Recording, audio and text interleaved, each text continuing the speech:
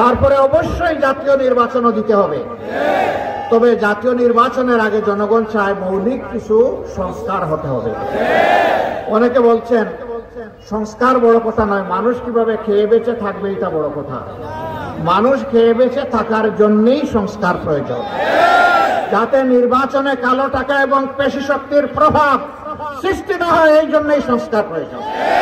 যাতে প্রত্যেকটা নরনারী তার ভোট দিয়ে স্বস্তি বোধ করে তার পছন্দের মার্কা এবং ব্যক্তিকে বাছাই করে নিতে পারে, তার জন্যই সংস্কারের প্রয়োজন। যাতে দেশের প্রত্যেকটি যুবক যুবতী যাদের বয়স হয়েছে 18 থেকে উপরে, তারা যেন তার নিজের ভোটটা নিজে দিতে পারে, এই জন্য সংস্কারের প্রয়োজন।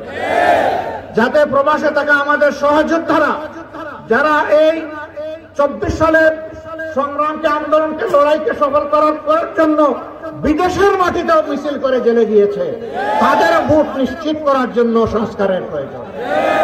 এই সংস্কারগুলো মৌলিক সংস্কার করেই তারপরে যে ভোটটা দেওয়া হবে, যে নির্বাচন দেওয়া হবে, সেটা হবে অর্থবহ।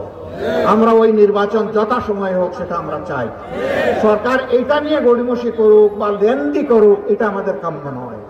আবার এটা আমরা বলবো না যে 1 মাসের মধ্যে নির্বাচন দিয়ে দাও, কারণ আমরা জানি 1 মাসের মধ্যে সংস্কার সম্ভব নয়।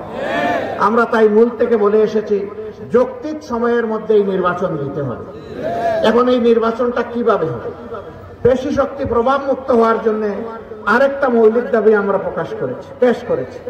এটি হচ্ছে আমাদের ভোটের আনুপাতিক হারে এই নির্বাচন হবে।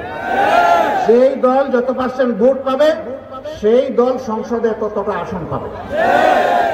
এতে করে অনেক ছোট দল আছে, তাদের মধ্যে অনেক দেশপ্রেমিক আছে, জ্ঞানী মানুষ আছে, অভিজ্ঞ নেতা আছে, তারাও তখন সংসদে যাওয়ার সুযোগ পাবে।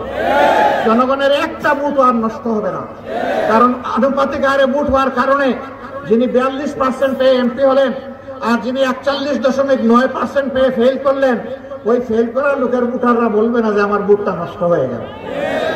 তখন প্রত্যেকটা ভোট কাজে লাগবে ইনশাআল্লাহ।